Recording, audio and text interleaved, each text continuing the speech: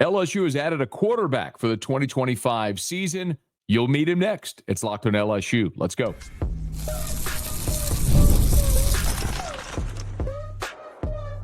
You are Locked on LSU, your daily podcast on the LSU Tigers. Part of the Locked On Podcast Network, your team every day. Okay, let's get it. It is Locked on LSU, your team every day. I'm your host, Matt Moscona. Thanks so much for making us your first listen. We're free, available wherever you get podcasts, of course, on YouTube as well. So please subscribe. And as always, one of the fastest ways to help us grow is by leaving your comments below. Today's episode is brought to you by FanDuel. Right now, new FanDuel customers can get $150 in bonus bets if your first $5 bet wins. The LSU baseball team completes a 3-game sweep to open up the 2025 season. I'll get you my takeaways from the LSU Purdue Fort Wayne series. The LSU women's basketball team suffers a loss on the road at Texas. Disappointing after having a 12-point lead in that game. We'll recap that here shortly. But a couple of weeks ago, LSU added a quarterback for 2025. Emile Picarella took an opportunity to be a preferred walk-on at LSU. Now, if you're an everydayer, and thank you for that, you heard our segment where we talked about LSU adding Emile Picarella. Well, I had an opportunity on my radio show to sit down for about half an hour with Emile and talk to him. And I wanted to bring some of the highlights of that conversation here for you to hear and so we could discuss. But a little bit of background first. So Emile Picarella is a senior at U High in Baton Rouge. He's 6'2". He's listed at 6'2", 210. But he told me he is now a legit 6'2", 195, which is where he wanted to be. He said he's actually stronger, wanted to have good weight and not be overweight. He wanted to be fast enough to where he could escape SEC defenders if he needed to. So he actually said he got even above that weight, that 210 weight, during his senior year, but he's now down to 195. And as he mentioned, that is intentional, that he wanted to lose that weight. And Emile Picarella is an interesting story because he got his first offer, he told us in this interview, when he was in the 8th grade, when Joe Moorhead was the offensive coordinator at Oregon. He was offered by Oregon as an 8th grader at one point early in his high school career. When he started his high school career in the state of Mississippi, he was a top 10 quarterback in the class of 2025. He was a 3-year starter, 8th, 9th, and 10th grade on varsity in Mississippi. His dad took a job in Baton Rouge. The family moved to Baton Rouge. Now he became a 2-year starter at U High.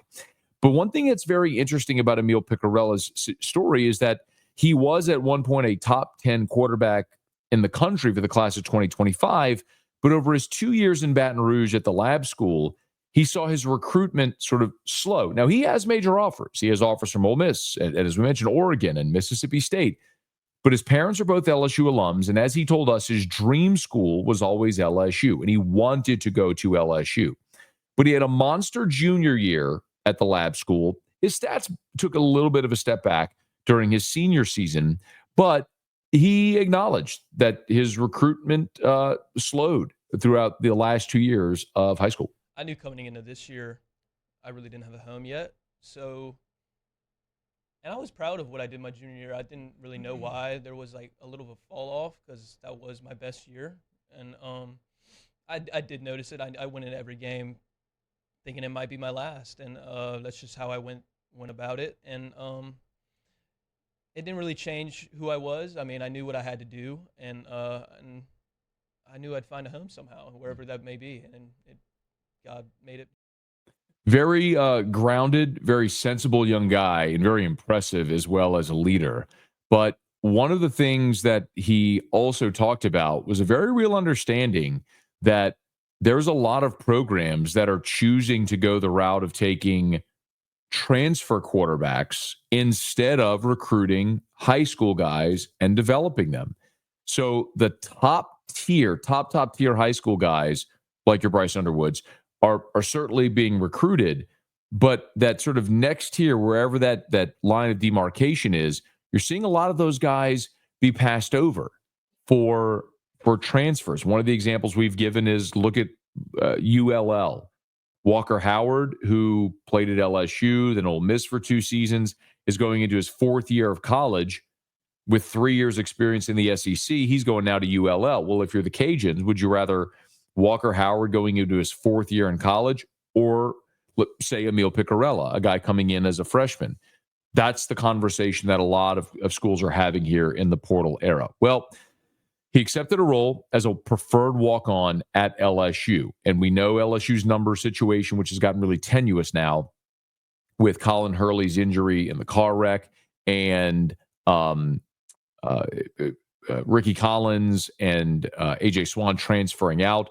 So in spring, you've got two quarterbacks, why LSU's now added Juwan Johnson to the quarterback room for spring. But Picarella kind of disclosed what, at least early, his role is going to be at LSU. Yeah, we talked about, development and where I'd be at from the start. So, yeah, I'll just tell you, they want me running scout team right now. So I'll, do the best I can, try to make a first impression and do the best I can to get the defense ready for every week. So, yeah, I mean, when I talked with Coach Sloan, he was like, Emile, you're not a walk-on in my eyes.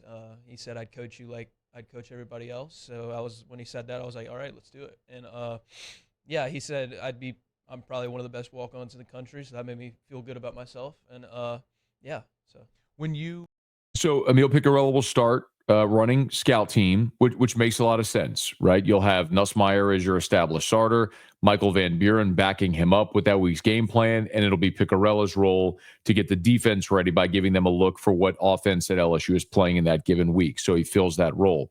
But as you heard him say there, Joe Sloan said he doesn't view him as a typical walk-on. And it makes sense because Picarella isn't your typical walk-on. This isn't a guy that otherwise would have been at maybe an FCS school or a JUCO. He's a guy that had major Power 5 offers, but his parents are LSU alums, and it was his dream school, and he got the opportunity to walk on at LSU when the numbers made sense. So this is a guy that could potentially stick around for 3, 4, 5 years in Baton Rouge, grow and develop, and maybe get his opportunity to play. Who knows how that may go out. Now, he did talk about the relationship with Joe Sloan and how he met Joe Sloan when Sloan was the offensive coordinator at Louisiana Tech.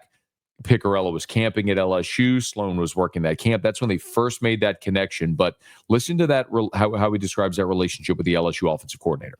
Yeah, it's cool. I mean, he'd visit the school. We're close. I love him. He's cool.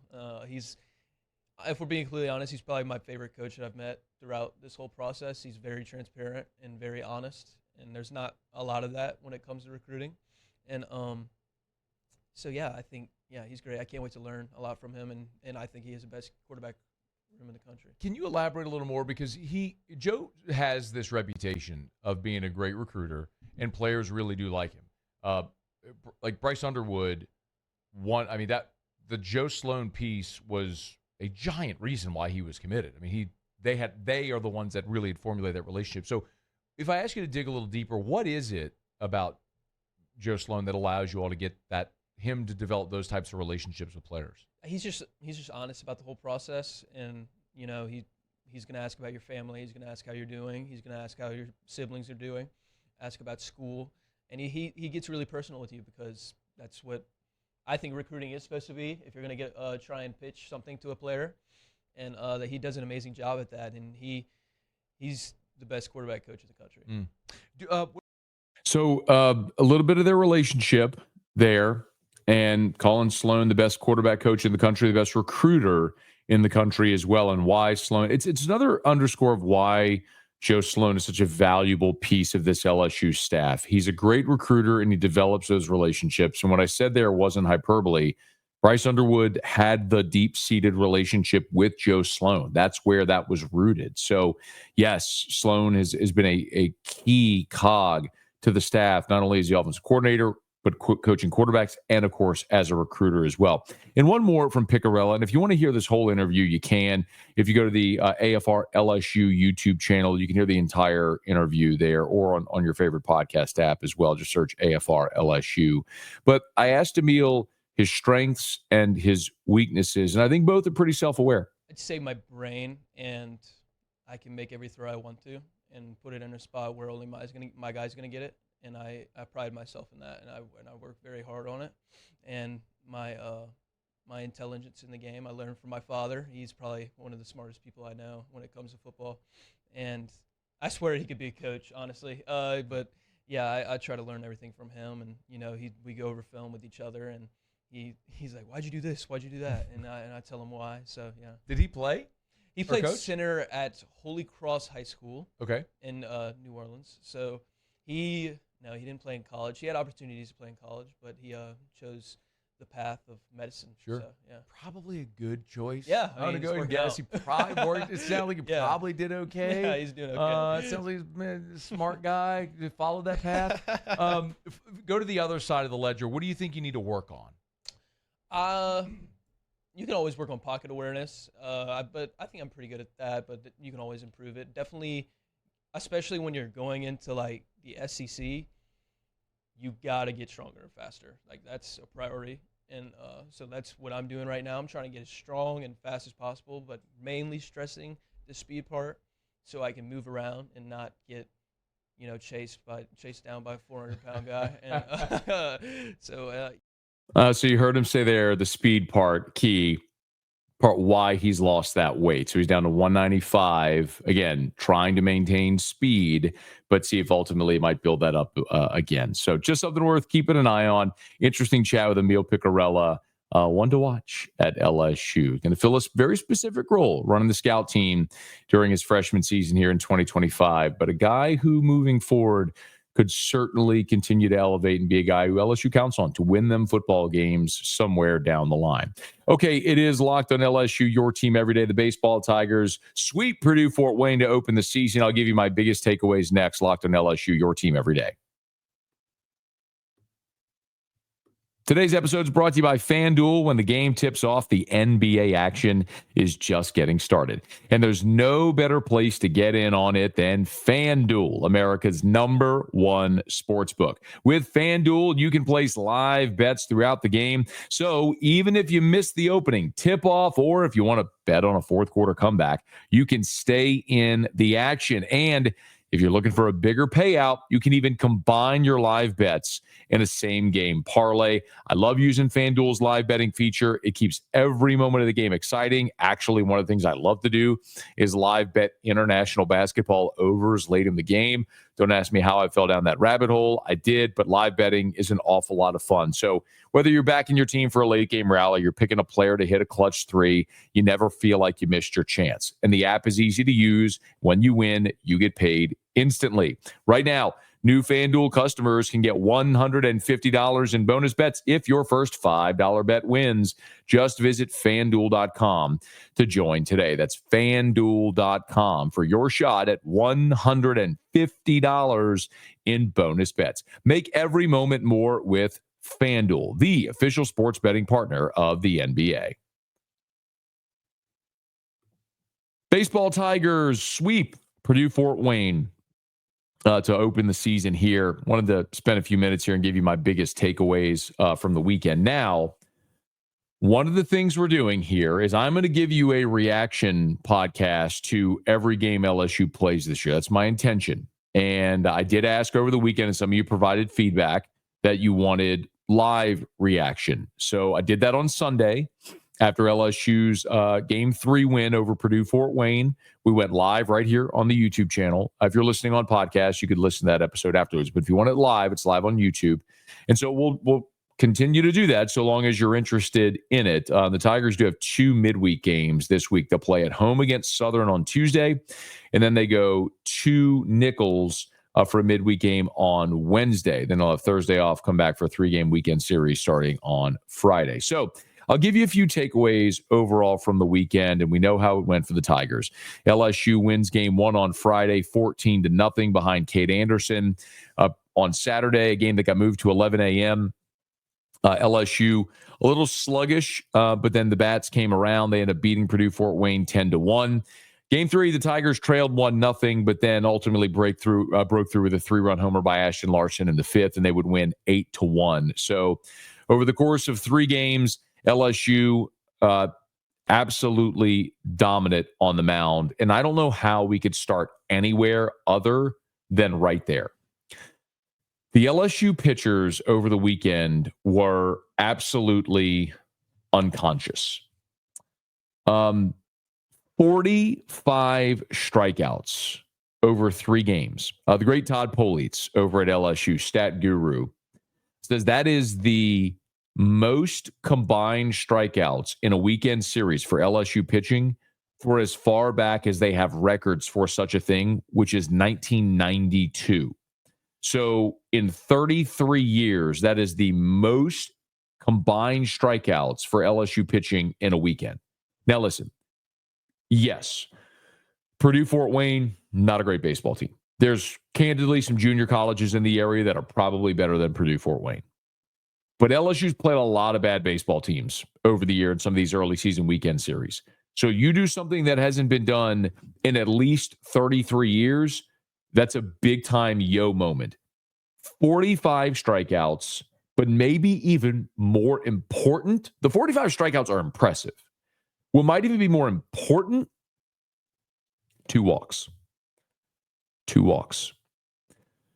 Over 27 innings, 81 outs, 2 walks for LSU pitching.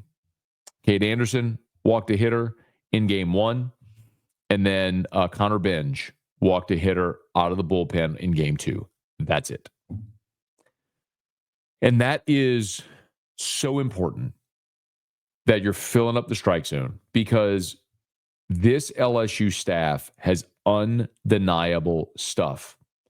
You want to talk about another eye-popping number? 8 LSU pitchers. 8 topped 95 miles an hour over the weekend. You know, it's not too long ago that you might have one guy that could pop a 95, 96, maybe a hard-throwing guy out of the bullpen. 8 pitchers on this staff topped 95 miles an hour over the weekend. Filthy, nasty stuff. A .67 combined ERA over 3 games, just 14 hits, 2 runs, 2 walks, and as we mentioned, the 45 strikeouts. So that has got to be easily, far and away, number one, the biggest takeaway. LSU's pitching was as good as advertised for the weekend. Now, the challenge for Jay Johnson and Nate Yeske is getting all these guys work, getting all these guys innings, and finding out their roles. Now, another takeaway, number 2, also deals with pitchers. Do you realize that over 3 games and 27 innings, we didn't see Gavin Guidry or Connor Ware? Gavin Guidry is on the list for the watch list for Stopper of the Year, who might be, considering his experience, one of, if not the best back of the bullpen guys in the country. And Connor Ware, if you ask anybody who has followed this team, Connor Ware was LSU's best pitcher in the fall and in preseason practices. I'm not talking about best newcomer. I'm not talking about best addition, best bullpen, like no qualifiers. Best pitcher in fall and in preseason was Connor Ware. He didn't pitch this weekend. So what that tells me is, look, LSU has 2 midweek games this week, as we just mentioned. They're going to play Southern at the Box on Tuesday, and they're going to play Nichols down in Thibodaux on Wednesday. And so you are going to need guys to extend, and there's no question that Connor Ware is and can be a starter. And then on top of that, we have had the conversation now for 2 years about Gavin Guidry's role and whether or not he may transition into a starting pitcher. So I think, and again, I don't know. I don't have this crystal ball, and I have not had a one-on-one conversation with Jay Johnson. As I record this, it's Sunday night, and I have not had a chance to find out. But my guess is that with games Tuesday and Wednesday, you're going to see those 2 guys start. I think Guidry and Ware are going to start your midweek games against Southern and Nichols this week to see if you can get some length. Because, listen, you got a lot of arms. That's super impressive, but that's also a lot of innings of work. So you have to have guys that can give you length, and maybe Guidry and Ware will be a couple of guys that they'll count on to do that in these midweeks. So I am very excited. We've seen Gavin Guidry ever since he was a freshman, but I am really excited to see Connor Ware. 6'4", 221. He's from Madison, Mississippi. He is a lefty. He is from Pearl River Community College. Spent a couple of seasons there, and now coming to LSU. And it's one of those things where, look, last year started 2 times. He had a 1.80 ERA, 21 strikeouts in 15 innings pitched. You're talking about a guy with great stuff. And that was last year as a freshman, had a 1.59 ERA at Pearl River. So Connor Ware, number 55, file it away, remember it. We're going to see him Tuesday or Wednesday. My guess is he'll start one of those games, and I'm very excited to see him because that's the guy that was so ballyhooed with the way he performed in fall and in the preseason workouts. I'll give you 2 more takeaways. One, couple of offensive guys. How about Danny Dickinson? 5 of 9, hit .556 with a homer, a double, 7 RBI, and a walk. Hit by pitch twice. He got on base 75% of the time he got in the box. That'll play.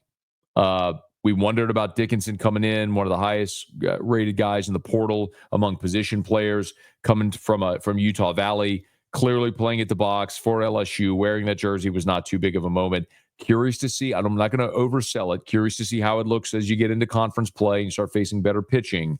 But Dickinson aced the test in the opening weekend. He did strike out twice. And then Ashton Larson, all he did was make the most of his opportunity. This guy was freshman All-SEC a year ago, was starting for you by the end of the season, and you're so loaded with talent. You had Curiel coming in, you added Stanfield, that Larson is fighting for a spot. He didn't get a start in the field this weekend, but he started at DH on Sunday.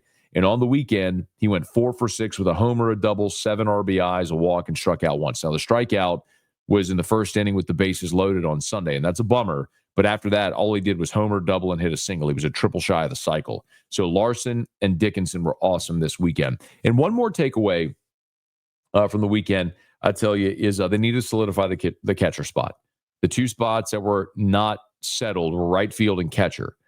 And there's a big difference, though. See, in right field, you've got 3 really good options. You got Jake Brown, who's a 5-tool player. You got Josh Pearson, who's been a super veteran player in your program. You got Ashton Larson, who was freshman All-SEC. Any of those are great options. It's just a matter of who's going to win the job on a more permanent basis. Behind the dish, you've got 3 guys that none of them have proven it yet. So Luis Hernandez played at Indiana State, DH'd and played first more last year than he caught. Cade Arambidi looked pretty good starting game 2 on Saturday. And then Blaze Priester, who came in from JUCO, we saw him as a defensive replacement, but didn't start any of the 3 games. 3 guys there. None has yet to establish themselves as the guy behind the dish. So that's going to be one to watch, because if you're coming away with one thing on this team where you go, okay, where's a weakness? Well, that's what you can identify as maybe the singular weakness on this team, is the fact that behind the plate, they still got some work to do. But all in all, a great opening weekend as LSU sweeps Purdue Fort Wayne in dominating fashion. A couple of midweek games this week, and then the Tigers, of course, will be back at the box next weekend to take on Omaha before they hit the road to take on Dallas Baptist at Globe Life middle week next week, and then they'll head to the Frisco College Baseball Classic, where they'll play K-State, Nebraska, and Sam Houston. We'll get a much better look at the Tigers than when the competition ratchets up just a little bit. Speaking of competition ratcheting up, the LSU women's basketball team took on Texas in a top 5 matchup. We'll give you a recap of that as we wrap up Locked on LSU, your team every day.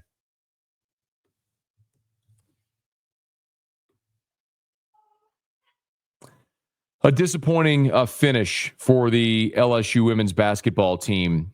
Tigers went to Austin in a battle of top 5 teams. It was number 3 Texas against number 5 LSU. They were tied at 10 after the first quarter, and the LSU defense really clamped down in the second quarter. Tigers led 28-19 at the half, and then Texas drew closer in the third quarter with a 25-21 score in the third. But then LSU just let it get away late. They were outscored 21-9 in the final period, and Texas ends up beating LSU by 7, 65-58, and was pretty much a defensive battle. Anissa Morrow had a double-double at halftime, but Madison Booker, her 16 points, and then 4 free throws in the final 24 seconds are what allowed Texas to hang on. It was a pretty woeful shooting start for Texas, and a large credit to LSU's defense. They had the right plan going into this ball game. LSU did. Texas was just 7 of 37 in the first half and trailed by as much as 12 in the third quarter. But Booker missed all 11 of her shot attempts in the first half. So LSU had built that double-digit lead, but Texas slowly got back into the game. LSU couldn't get going against Texas's stifling defense, and ultimately the Tigers lose. Anissa Morrow, 15 points, 20 rebounds for Morrow. But you look at this game for LSU, and it's your second conference loss now. You're 25-2, 10-2. Earlier in the day on Sunday, the NCAA released their projected field and for their top 16 seeds, and LSU is a projected 2 seed. This loss shouldn't negatively affect that. You should still be on the 2 line. What you really worry about now is if there's enough runway still to get to a 1 seed, and probably not. Certainly you could win out. You could win the SEC tournament. Maybe a win over South Carolina would do it, but it feels like it might take something dramatic like that for LSU to jump up onto the 1 line. If there is maybe a positive, it's that South Carolina got blown out by UConn, lost on their home floor by 30. So in theory, if LSU were, say, to win out, maybe win the SEC tournament, maybe they could take that spot on the 1 line from South Carolina after South Carolina just had such an embarrassing home loss to UConn. So LSU will host Georgia on Thursday of this week to see if they can get back right. But you tip your cap to Texas. You want to talk about the stat of the game? I could talk about Anissa Morrow's 20 rebounds. I could talk about Texas and their terrible shooting day to start, where they were 7 of 17 to start. Texas shot 21 free throws. Texas made 21 free throws. Texas was 21 of 21 from the free throw line, and that's ultimately what won them the game. So tough loss for the Tigers in the game. It felt like they had in hand up double digits in the second half, but it got away, and the Tigers lose. We'll see if they can rebound on Wednesday back at the Maravich Center. Okay, that'll do it for us here on today's episode of Locked On LSU. If you're new, please subscribe on your favorite podcast app, rate us, leave a review. If you're on YouTube, smash that like button, subscribe to the channel, hit the bell so you're notified whenever we post a new video, and let a friend know if they love the Tigers. We got you here every single day for Locked On LSU, your team every day.